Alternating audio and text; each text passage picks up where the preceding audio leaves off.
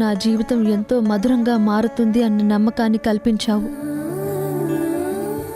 నీలాంటి వ్యక్తికి సహధర్మచారిణి కాబోతున్నందుకు పట్టలేనంత ఆనందంతో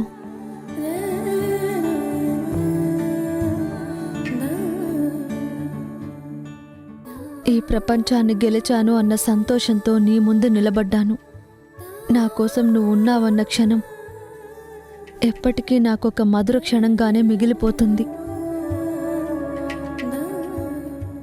నీ అంత గొప్ప వ్యక్తి,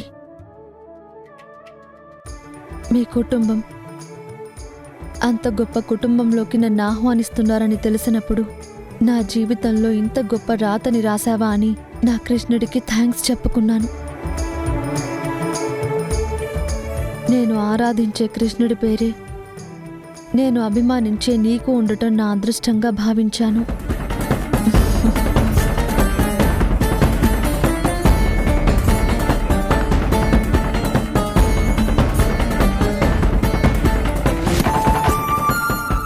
ఈ జన్మంతా నీకు రుణపడి ఉంటాను. నీ గుండెల్లో నాకిచ్చిన స్థానానికి గూడు కట్టుకుని దైవంగా కొలుచుకుంటాను. రాధగా మురారి గారిని ఇంత అభిమానించాను, ఆయన గురించి ఇంత గొప్పగా వర్ణించాను. మరి ఇన్నిసార్లు ప్రయత్నిస్తున్నా ఇవేవి నాకెందుకు గుర్తుకు రావడం లేదు?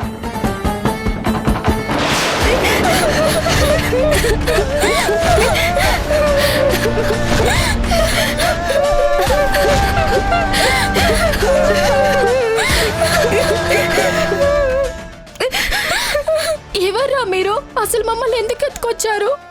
నోరు మూసుకొని ఉండు. తీసుకొచ్చాంగా, ఎందుకు తీసుకొచ్చామో కాసేపట్లో మీకే తెలుస్తుంది.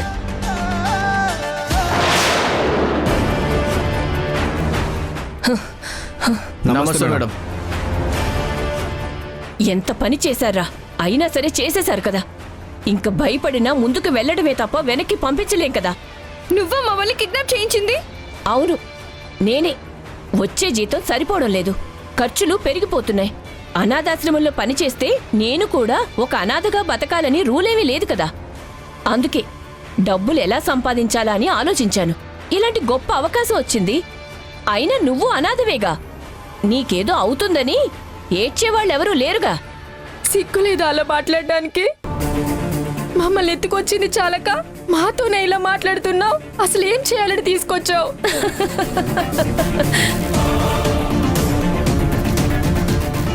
చూడమ్మా, నువ్వు భయపడుతున్నట్టు నేను మిమ్మల్ని ఎవరికైనా అమ్మేస్తానేమోనని అనుకోకండి. నేను మరీ అంత దుర్మార్గురాల్ని కాదు. నాకు కూడా కొంత మంచి మనసుంది. ఇప్పుడు మార్కెట్లో మీలాంటి వయసులో ఉన్న ఆడపిల్లల కిడ్నీలు, కళ్ళు, హార్టు, లివరు ఇలా ఒంట్లో ఉండే పార్ట్లన్నిటికీ లక్షల్లో డిమాండ్ ఉంది. ఒక ఆరోగ్యకరమైన మనిషి నుంచి ఆ పార్ట్ని తీసి అమ్మేస్తే సుమారు 1.5 కోటి దాకా వస్తుంది. ఇప్పుడు మీరు ముగ్గురున్నారు కాబట్టి 4.5 కోట్లు వస్తున్నాయి. చూసారా, మీకు కూడా మీ విలువెంతో తెలీదు. కానీ నాకు తెలుసు మీ మీద మాకు ఇంత డబ్బు వస్తుందని. అందుకే మిమ్మల్ని కిడ్నాప్ చేయించాను. ఇంకేం పర్వాలేదు, ఒక 2-3 రోజుల్లో మిమ్మల్ని హాస్పిటల్కి తీసుకెళ్తే ఆ పార్ట్లన్నీ తీసేస్తే మీకు కూడా బాధేమీ తెలీదు.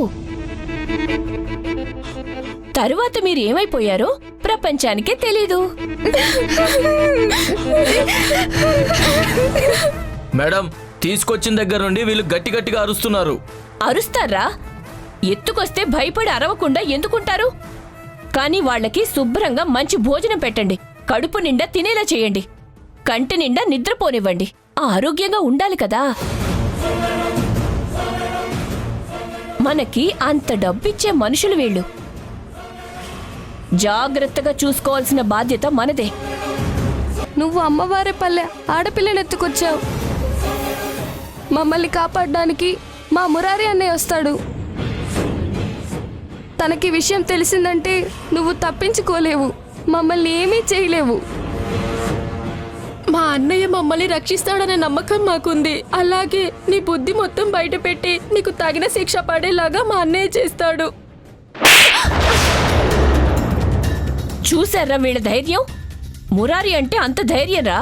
అందుకే ఆ ఊరి నుంచి ఎందుకు తీసుకొచ్చారా అని మిమ్మల్ని అడిగాను. అయినా సరే వీళ్ళిప్పుడు ఇక్కడే ఉండాలి. చూడండి, మిమ్మల్ని కిడ్నాప్ చేసినట్టు మీ అన్నయ్యకే కాదు కదా, మీ ఊర్లో ఉన్న అమ్మవారికి కూడా అనుమానం రాదు. మేమంత తెలివిగా ప్లాన్ చేశాం. ఎవరైనా మా జోలికొస్తే ఏం చెయ్యాలో ఎలా చేయాలో మాకు తెలుసు. అనవసరంగా అరిచి ఎనర్జీ వేస్ట్ చేసుకోకండి. నోరు మూసుకుని పడి ఉండండి. పెట్టింది తిని మేము హాస్పిటల్కి తీసుకెళ్లే వరకు ఇక్కడే పడి ఉండాలి. జాగ్రత్తగా కాపాడండి. అలాగే మేడం. ఆదిలక్ష్మి, ఆదిలక్ష్మి! ఏయ్, నోరు మూయండి.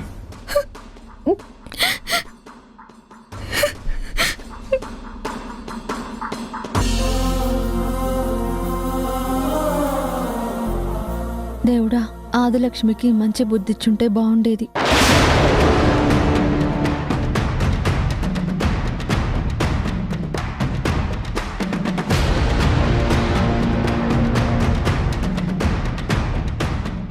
ఏంట్రాదా, నువ్వు రాసుకున్నదంతా నువ్వే చదువుకొని ఆశ్చర్యపోతున్నావా? నా తలరాత ఇదేనండి. నేను రాసిన రాత నాకు గుర్తుకు రావడం లేదు, కానీ మొత్తం మీ గురించే రాశానని ప్రతి పేజీలో అర్థమవుతుంది. రాధా, చదువుతుండి, ఇప్పుడే వస్తాను.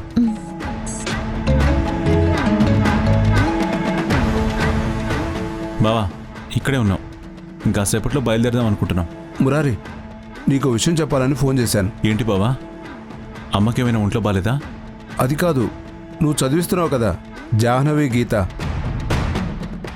వాళ్ళు నిన్న రాత్రి నుంచి కనిపించడం లేదు. ఇల్లు వదిలి వెళ్ళిపోయారు. ఏంటి బావా నువ్వు అనేది? వాళ్ళు వెళ్ళిపోవడం ఏంటి? అవును మురారి, పొద్దున్నే వాళ్ళ తల్లిదండ్రులు ఇంటికి వచ్చారు. అత్తయ్యతో ఈ విషయం చెప్పారు. వెంటనే ఈ చుట్టుపక్కల ఊళ్ళన్నీ వెతికాను. మన మనుషులతో అన్ని చోట్ల వెతికించాను. ఎక్కడా వాళ్ళ ఆచూకీ తెలియలేదు. అందుకే నీకు ఫోన్ చేసి చెప్తున్నాను. ఎంత పని చేసావు బావా, ఈ విషయం నాకు పొద్దున్నే చెప్పాలి కదా.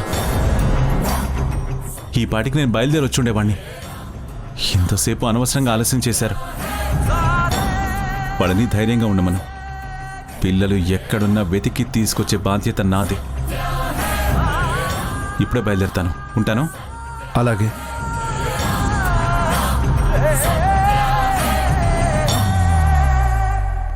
రాధా, మనం వెంటనే ఊరెళ్ళిపోవాలి. పద.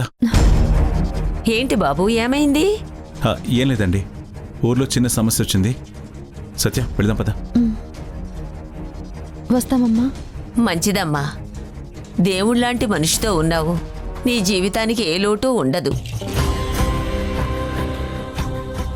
సర్లేండి, తొందరగా ఊరెళ్ళాలని మావయ్య అంటున్నాడు కదా, మేము బయలుదేరుతాం.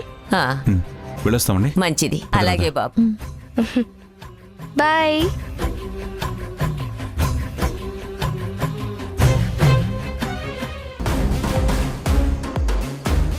మురారి గారు, పిల్లలు ఇంట్లో నుంచి వెళ్ళిపోలేదండి.